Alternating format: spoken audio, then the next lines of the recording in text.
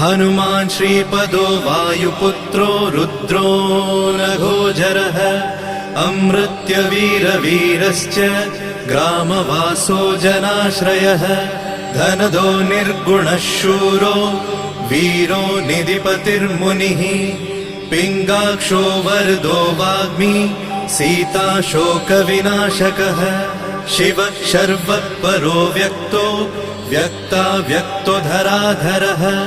पिङ्गकेशः पिङ्गरोमा श्रुतिगम्यः सनातनः अनादिर्भगवान् देवो विश्वहेतुर्जनाश्रयः आरोग्यकर्ता विश्वेशो विश्वनाथो हरीश्वरः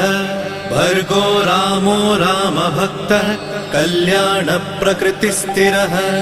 विश्वम्भरो विश्वमूर्तिर्